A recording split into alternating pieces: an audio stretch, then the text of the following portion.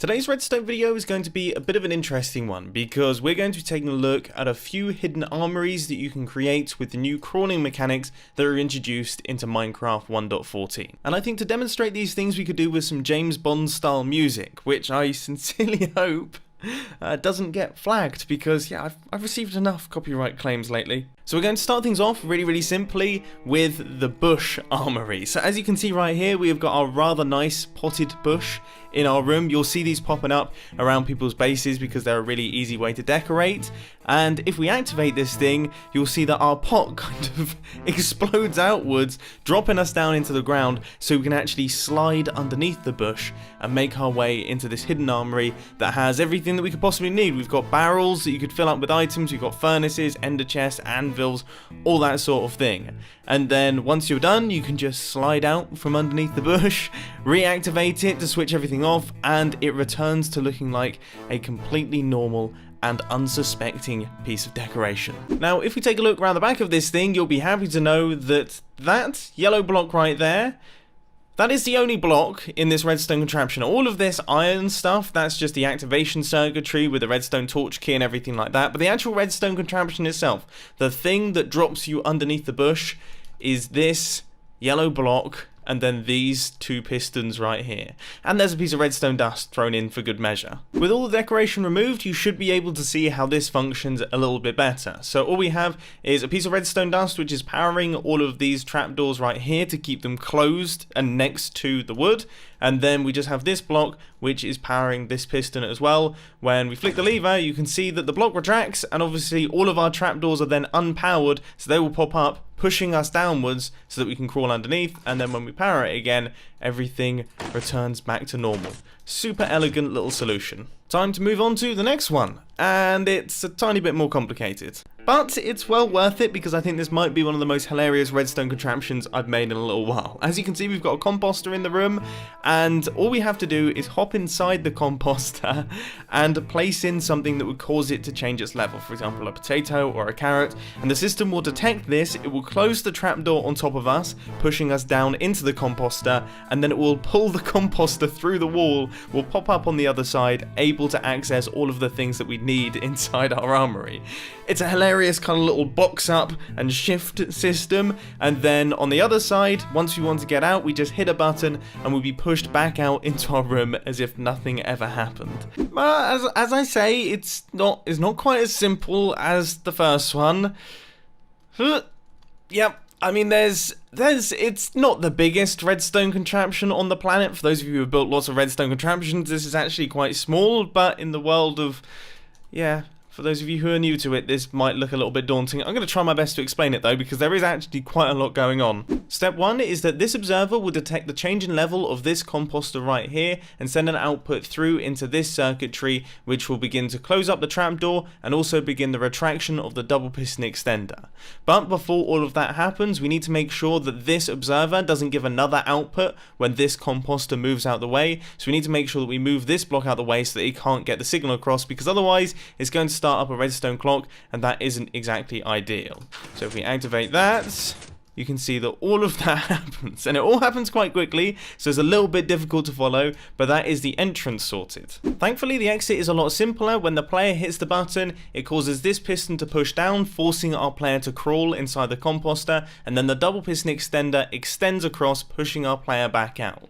The composter moving over the top of the observer will cause this piston to toggle, resetting the entire system, making it ready to use once again. But as per usual, all happens very quickly. So to the 11 people watching who understood what I just said, congratulations. Let's move on to the next design. And this one is a little bit more straightforward. I like to think of it as a remix of something from the early days of Minecraft. I'm sure all of us have seen the painting hidden entrances.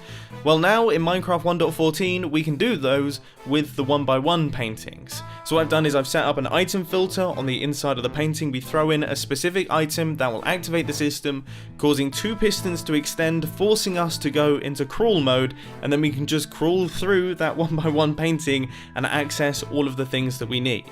And then once we're done with that, we just kind of shimmy on out of the painting and walk away as if we weren't even there. How difficult is it to build, I hear you say? Well, if we pop around the back, you can see it's not exactly the smallest redstone system in the world, and that's just due to the nature of the circuitry. I mean, we've got a piston on the top and the bottom. It was always going to be bulky, but in terms of complexity, it's easy as pie. I mean, it really is incredibly simple. There's 2 redstone circuits. The blue one is our item filter, so this is the one that's detecting the item that gets thrown in through the painting. Now, I've used light blue wool for this one, but you can use absolutely any stackable item, and I would highly suggest renaming those items to actually make it a little bit more secure. So the output of that just runs through into this little pulse extender right here, which then runs through into our pistons. So when you throw the items in, those pistons will extend for a certain length of time, giving you the opportunity to actually crawl through the painting and get access to your little armory that you have inside the wall here. It's pretty smart. Moving swiftly on to the 4th design of today's video. We are really flying through. And this might just be, I mean, it's difficult to choose a favorite. It might be up there just because you guys know I love things that are hidden away in the floor, okay, that are just completely undetectable. You have a flat floor and then suddenly it transforms into something useful, and that is definitely the case with this one. So the player walks onto a specific spot and then they place down a redstone torch to activate the redstone torch key, and they just drop through the floor and down into an armory. Now the cool thing about this is when they drop through the floor, a trapdoor then gets pushed across, forcing them into crawl mode, so then they can crawl through that armory, get access to all of the things that they need, and then when they want to get out, all they have to do is make use of that trapdoor to actually allow them to hop out, reactivate the system, everything will close back up, and the floor will remain completely flush. Yes, I think this might be my favorite, you know? Get out of the way, decoration. I want to see this thing in all its glory. I think the reason that I like this so much is because I've managed to make it really, really small. When I was first writing out the ideas for this video, I was worried this was going to be one of the larger ones, but after doing a lot of compacting, I managed to get it down to be in a 3x3 area, which I'm pretty impressed with. And the cool thing about this circuit is it does the same thing on the opening as it does on the closing, so it's the same sequence. So the trapdoor gets moved out of the way, the extender either spits out or retracts its block, and then the trapdoor then re-extends. So you can see all of that happening here. So all of that is controlled by the blue and the yellow circuits, but the pink circuit was an extra little bit of problem solving. You see, when I jumped out of the system, I would often leave the trapdoor like this, in this sort of formation, and that meant that if I actually activated the system, the trapdoor would come across like that, and I wouldn't be put into crawl mode.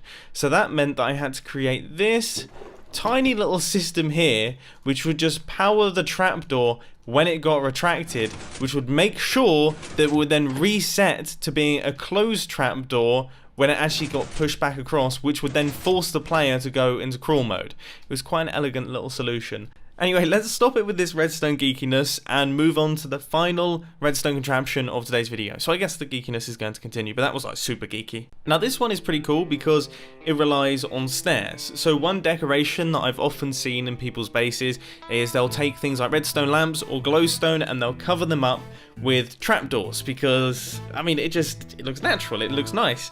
And on a staircase, it looks especially good. So I thought I would combine both of these things to create a hidden armory underneath the stairs, making use of the trapdoor on the redstone lamp to allow the player to be forced into crawl mode and be pushed underneath the staircase so they can gain access to all of the things in like a little cubby hole area, and then they can pop back out, reset the system, and just have a completely normal looking staircase. It's pretty cool. And it's actually another one that is pretty tiny. I mean, it's only 3 blocks wide, and look how close to the wall this thing is sitting. You're not going to need much space to build this one. And circuits wise, it's as easy as anything. We've got 3 different circuits. Green one is the item filter, pink one, which is all of this area here, is our T flip-flop, and the yellow one is the input into our trapdoor and also our piston. When we throw a specific item, this time is carrots, onto this stair right here, the output from the item filter will then run through into our T flip-flop, which will toggle our trapdoor either open or close, and also toggle our piston either extended or retracted. And you can see all of that happening here. So, I mean, it's as easy as that. We just throw it down, it will toggle the system, either the piston extends and the trapdoor opens, or the piston retracts and the trapdoor closes. So there we go, that is all of the armories that I have to show you for today's video. If you want to check them out in a little bit more detail, then I'll put world downloads down in the description. But I really do hope that you enjoyed this one. If you did, please hit that like button, and if you really loved it, then make sure to subscribe. But thanks for watching, guys. This has been Mumbo, and I'm out. I'll see you later. Yeah, there's no outro anymore, is there? So, I guess I could sing it. I guess,